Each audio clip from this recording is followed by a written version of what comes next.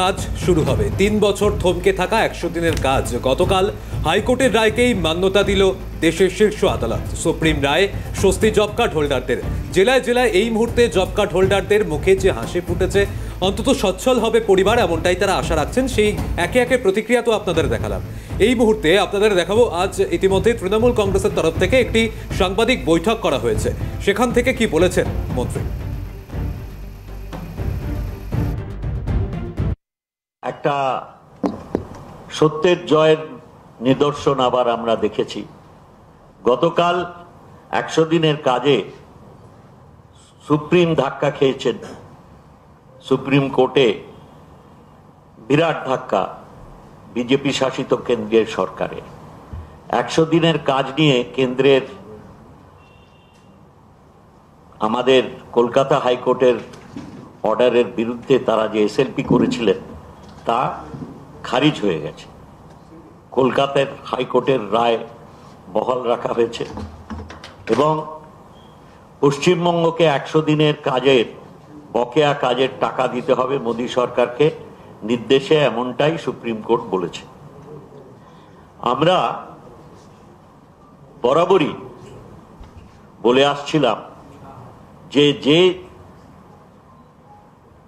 সামান্য কারণে ছুতো না তাই পশ্চিমবঙ্গের ১০০ দিনের কাজের যে প্রাপ্য, বিজেপি যেভাবে পশ্চিমবঙ্গকে রাজনৈতিক উদ্দেশ্য প্রণোদিতভাবে, বেআইনিভাবে, অন্যায়ভাবে ১০০ দিনের কাজের থেকে বঞ্চিত রেখেছিল পশ্চিমবঙ্গের দরিদ্র মানুষদের, তার বিরুদ্ধে আমরা বরাবর সোচ্চার হয়েছি।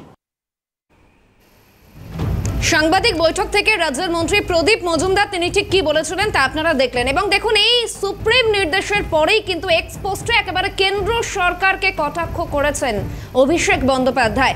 ১০০ দিনে টাকা নিয়ে আবারও হুঁশিয়ারি দিয়েছেন তিনি। সুপ্রিম নির্দেশের পর টাকা না পেলে ফের দিল্লি যাবেন, কেন্দ্র বকেয়া টাকা না দিলে ফের দিল্লি যাওয়ার হুঁশিয়ারি দিয়েছেন এবং দিল্লি যাবে জনতা, এমনটাই হুঁশিয়ারি অভিষেক বন্দ্যোপাধ্যায়ের। এক্সপোস্টে এমনই হুঁশিয়ারি দিয়েছেন তৃণমূলের সাধারণ সম্পাদক, সর্বভারতীয় সাধারণ সম্পাদক। ২০২৩ সালেও বকেয়া টাকার দাবিতে দিল্লিতে ধর্ণা দিয়েছিল তৃণমূল কংগ্রেস এবং এই মুহূর্তে দেখাচ্ছি অভিষেক বন্দ্যোপাধ্যায়ের সেই পোস্ট, যেখানে আবারও একবার হুঁশিয়ারি দিয়েছেন তিনি। একদম ২০২৩ সালেও কিন্তু আমরা দেখেছিলাম অভিষেক বন্দ্যোপাধ্যায় তার নেতৃত্বে দিল্লিতে এই আন্দোলন পৌঁছে গিয়েছিল। বকেয়া টাকা এবং কাজ আবারও না শুরু হলে ফের হুঁশিয়ারি দিল্লি যাওয়ার। প্রতিনিধি রাজা সাহা এই মুহূর্তে আমাদের সঙ্গে রয়েছেন। রাজা, অভিষেক বন্দ্যোপাধ্যায় তিনি তার এক্সপোস্টে আর কি কি লিখেছেন, কি কি হুঁশিয়ারি দিয়েছেন তিনি? অভিষেক বন্দ্যোপাধ্যায় তৃণমূল কংগ্রেস সর্বভারতীয় সাধারণ সম্পাদক স্পষ্ট হুঁশিয়ারি দিয়েছেন কেন্দ্রীয় সরকারকে, যদি বাংলার বকেয়া না মেটানো হয় তাহলে আবারও কিন্তু দিল্লি যাবে পশ্চিমবঙ্গের মানুষ। তোমাকে এই প্রসঙ্গে বলে রাখি, ২০২৩-এর একেবারে ৩০শে সেপ্টেম্বর আমরা দেখতে পেয়েছিলাম কলকাতা থেকে বাসে করে তৃণমূল কর্মী সমর্থকরা তারা দিল্লি গিয়েছিলেন। তারা ২রা অক্টোবর দিল্লি পৌঁছেছেন, ৩রা অক্টোবর যন্তর মন্তরে ধর্ণা দিয়েছেন এবং তারপর অভিষেক বন্দ্যোপাধ্যায় সহ পশ্চিমবঙ্গের একাধিক সাংসদের গ্রেপ্তারি আমরা সেই ছবি দেখতে পেয়েছিলাম।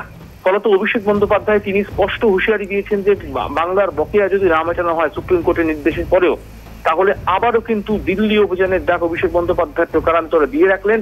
এবং এই প্রসঙ্গে তোমাকে বলে রাখি সৌম্য, আজকে বিকেলবেলা 4:30টার সময় অভিষেক বন্দ্যোপাধ্যায় দলীয় কার্যালয় থেকে তৃণমূল ভবন থেকে তিনি প্রেস কনফারেন্স করবেন, সাংবাদিক সম্মেলন করবেন, যেটা মনে করা হচ্ছে যে আবারও তিনি কিন্তু সরাসরি সংবাদ মাধ্যমের সামনে এসে এই দিল্লি যাওয়ার হুঁশিয়ারি দিতে পারেন বলে মনে করা হচ্ছে। আচ্ছা, ধন্যবাদ রাজা।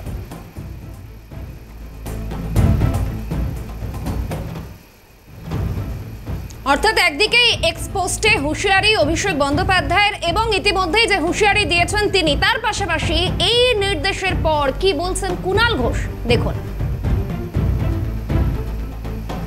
যে সুপ্রিম কোর্ট রায় দিল কেন্দ্রকে দিতেই হবে, এটা হচ্ছে গণতান্ত্রিক পদ্ধতিতে বাংলা থাপ্পড় খেলো কেন্দ্রের বিজেপি সরকার। ভুয়ো জব কার্ড উত্তরপ্রদেশ হচ্ছে তালিকায় প্রথম, তাকে আপনারা সব টাকা দিলেন, আর পশ্চিমবঙ্গে এত মানুষ কাজ করলেন তাদের টাকা দিলেন না।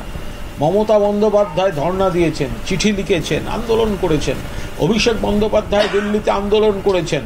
তো যে নেতারা টাকা দিতে বারণ করেছিল, আপনাদের টাকা আটকে রেখেছিল, সেই নেতা যখন আপনার এলাকায় যাবে গণতান্ত্রিক পদ্ধতিতে শান্তিপূর্ণভাবে গান্ধীবাদী নীতিতে জিজ্ঞাসা করবেন না? রাজনীতি করতে এসছেন, টাকাটা কোথায়? গতকাল তৃণমূল নেতা কুণাল ঘোষের প্রতিক্রিয়া আপনারা শুনলেন। আর ইতিমধ্যেই যেমনটা বলছে বিভিন্ন মহল যে আদালতের এই রায়ের পর একটা বড় ধাক্কা খেয়েছে কেন্দ্র, যদিও এই রায়কে বড় ধাক্কা হিসাবে কেন্দ্রের সরকারের কাছে দেখছেন না বিজেপির রাজ্য সভাপতি শ্রমিক ভট্টাচার্য। তিনি তার এক্স পোস্টের মাধ্যমে কিন্তু একটা বার্তা তিনি দিয়েছেন যে সুপ্রিম রায়ও স্পষ্ট, কেন্দ্র 100 দিনের কাজ বন্ধ করেনি। তৃণমূল সরকার বাংলার মানুষকে ভুল পথে চালাতে চাইছে, দুর্নীতির তদন্তে শর্ত দিয়েছিল, কেন্দ্রের আবেদন খারিজকে তৃণমূল জয় বলে দেখাচ্ছে। প্রতিনিধি প্রীতিশ বন্দ্যোপাধ্যায় রয়েছেন আমাদের সঙ্গে। প্রীতিশ, আর কি কি লিখেছেন শ্রমিক ভট্টাচার্য তার পোস্টে?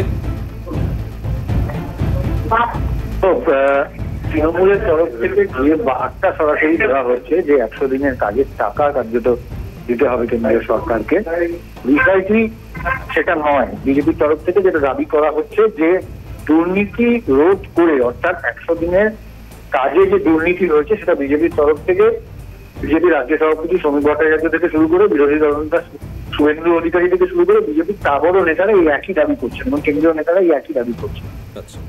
তারা বলছেন 100 দিনের কাজের টাকা যে কেন্দ্রীয় সরকার রাজ্য সরকারকে পাঠিয়েছে তার হিসেব এখনো পর্যন্ত রাজ্য সরকারের তরফ থেকে কেন্দ্রীয় সরকারকে দেওয়া হয়নি এবং তার জন্যই কিন্তু মূলত বিভিন্ন খাতে যে টাকা, সেই টাকা আটকে রাখা বা আটকে থাকার একটা কথা কিন্তু জানতে পারা যাচ্ছে। তো সার্বিকভাবে বিজেপির তরফ থেকে এটাই দাবি করা হচ্ছে যে অসত্য কথা বলছে এবং পূর্ণাঙ্গ সত্য কথা তৃণমূলের তরফ থেকে বলা হচ্ছে না। এবং সুপ্রিম কোর্টের যে রায় এসেছে সেই রায়ের পরিপ্রেক্ষিতে শ্রমিক ভট্টাচার্য একটি সোশ্যাল মিডিয়ায় পোস্ট করেছে এবং তিনি যেটা দাবি করছেন যে তৃণমূলের তরফ থেকে যে দাবি করা হচ্ছে সেটা অসত্য এবং শর্ত সাপেক্ষে দুর্নীতি রোধ করে, অর্থাৎ দুর্নীতি না করে 100 দিনের কাজের টাকা যাতে ব্যবহার করা হয় তার জন্যই কিন্তু সুপ্রিম কোর্টের এই নির্দেশ দেওয়া হয়েছে।